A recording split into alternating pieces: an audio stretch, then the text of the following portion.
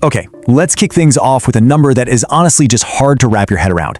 $951 million. That is the exact amount of money hackers attempted to steal from the Bangladesh Central Bank back in early 2016.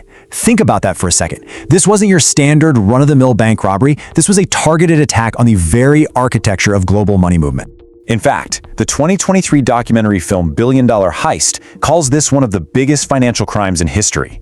They described it as having a level of ambition straight out of Ocean's 11. But here's the catch. There were no physical vaults blown open here. No getaway cars. This was a purely digital attack on our interconnected world. It relied completely on code, incredible patience, and, well, human blind spots. So, Section 1, the anatomy of the attack. Let's see how they actually pulled this off. Look at the coldly calculated timing here. It's wild. The hackers actually began probing the bank's systems way back in January, but they waited to execute the main attack until late on Thursday, February 4th. Why? To completely exploit the weekend. They timed it so perfectly that banks in both Bangladesh and New York were essentially asleep, giving them a massive, multi-day head start. When you look at the breakdown from the cybersecurity firm CyberArk, the craziest part is that it wasn't some impossibly sophisticated technical hack. It was just incredibly methodical. They broke the perimeter, stole local admin rights, and installed software to silently monitor the bank's messaging system. Then, after using stolen credentials to send 35 fraudulent transfer messages, they did something straight out of a movie.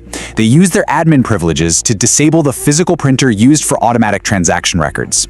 They literally blinded the bank's staff to the ongoing theft. So, with all that careful planning, how was this nearly billion-dollar theft actually stopped? Well, it wasn't some high-tech firewall that caught them. It was a total fluke.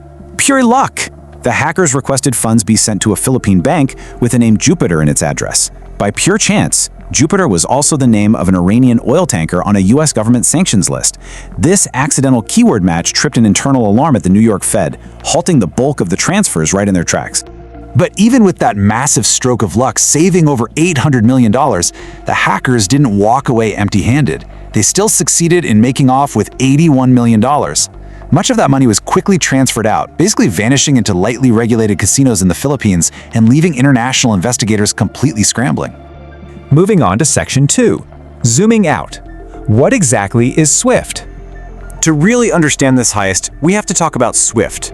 It stands for the Society for Worldwide Interbank Financial Telecommunication. Headquartered in Belgium, it is quite literally the central nervous system of global finance. We're talking about a highly secure messaging pipeline operating between roughly 11,800 registered institutions across more than 200 countries. Simply put, if you've ever wired money internationally, your bank sent a message through SWIFT.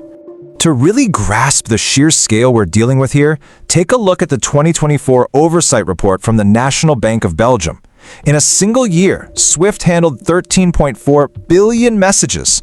And the Europe, Middle East, and Africa region, that accounts for a massive 62% of that total traffic, mostly driven by securities and payments. When you break that annual figure down, it averages out to an unbelievable 53.3 million messages sent every single day. That daily volume is just staggering. And for modern cybercriminals, it represents an enormous globally distributed attack surface that they are constantly looking to exploit. Which brings us to Section 3, the vulnerable Swiss cheese endpoints. Here's a really critical distinction we need to make. The core SWIFT network itself, it wasn't actually breached. Think of SWIFT as a highly secure, heavily armored pipeline. But the local banks connecting to that pipeline are like individual houses. If a local bank leaves its front door wide open, with weak security perimeters and stolen credentials, hackers can just walk right in and send quote-unquote authorized messages straight through that secure pipeline.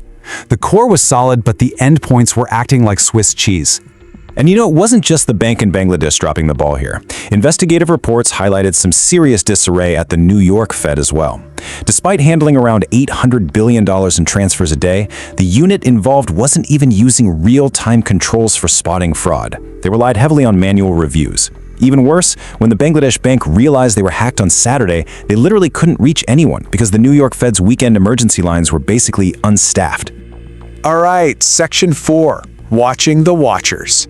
Given this massive dependency on the messaging network, you've got to wonder who actually oversees this whole system. Because SWIFT is headquartered in Belgium, the National Bank of Belgium acts as the lead overseer. But they definitely don't work alone. They operate through a super strict grid of international working groups, including central banks from the G10 and G20.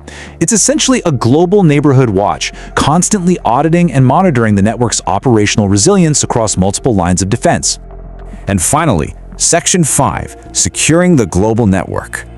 The sheer embarrassment and obvious danger of that 2016 wake-up call absolutely forced the financial industry into rapid action. SWIFT launched a mandatory customer security program. Today, cybersecurity experts emphasize a totally new baseline. Standard business users should never, ever have full local admin rights. SWIFT systems must be aggressively isolated from the rest of a bank's IT network, and credentials must be proactively rotated. In short, they had to lock the local doors to protect the global pipeline. But look, the threat landscape, it never sleeps. Overseers are already analyzing future risks like post-quantum cryptography, while security experts are raising alarms about the hidden identity risks posed by autonomous AI agents. So, as we wrap up this explainer, I want to leave you with a provocative thought to chew on. As our tools get smarter and faster, are our globally connected digital endpoints truly secure today? Or is the next billion-dollar heist already quietly being planned? Thanks so much for hanging out with me, and stay curious.